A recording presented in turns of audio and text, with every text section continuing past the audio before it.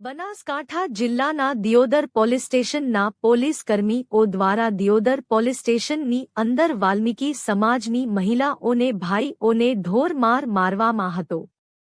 પોલીસે પોતાની સત્તાનો દુરુપયોગ કરી 24 કલાક જેલમાં રાખવામાં આવેલ।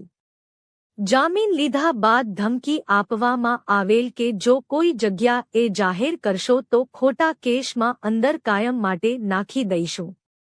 ત્યારે સમગ્ર બનાસકાંઠા દલિત સમાજની સાથે વાલ્મીકી સમાજના આગેવાનો, વડીલો, યુવાનો અને માતાઓ તથા સમગ્ર બનાસકાંઠા જિલ્લામાં ચાલતા દરેક સંગઠનોના આગેવાનો આજ રોજ પાલનપુર મુકામે જિલ્લા પોલીસ અધિક્ષકને આવેદનપત્ર આપવા પહોંચ્યા હતા। દિયોદર પોલીસ સ્ટેશનના પોલીસ કર્મચારીઓ દ્વારા ઢોરમાર મારવામાં આવેલ છે, સાથે માં બેન સામે ભૂંડી ગાળો બોલીને હડધૂત કરવામાં આવેલ।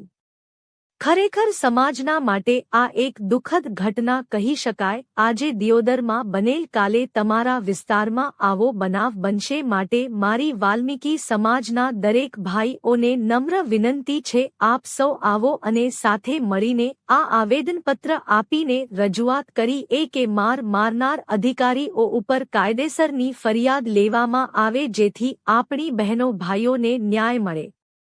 દિયોદર પોલીસ સ્ટેશનના પોલીસ કર્મી દ્વારા દિયોદર પોલીસ સ્ટેશનની અંદર વાલ્મીકી સમાજની મહિલાઓને અને ભાઈઓને ઢોરમાર મારવામાં આવેલ, સાથે પોલીસ કર્મચારીઓ દ્વારા સત્તાનો દુરુપયોગ કરી 24 કલાક જેલમાં પૂરી રાખવામાં આવેલ હતા।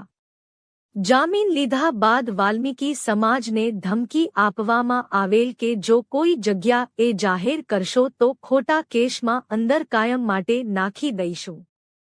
આ શું થયું છે? અમે પોલીસ સ્ટેશને ગયા હતા ને ઢોરમાર માર્યો છે અમને બૈરા મંડકને પોલીસ વાળાએ સાહેબે માર્યો છે। તો હવે તમારે શું કરવું છે? અમારે એનો ન્યાય જોવે। મારે શું સાહેબે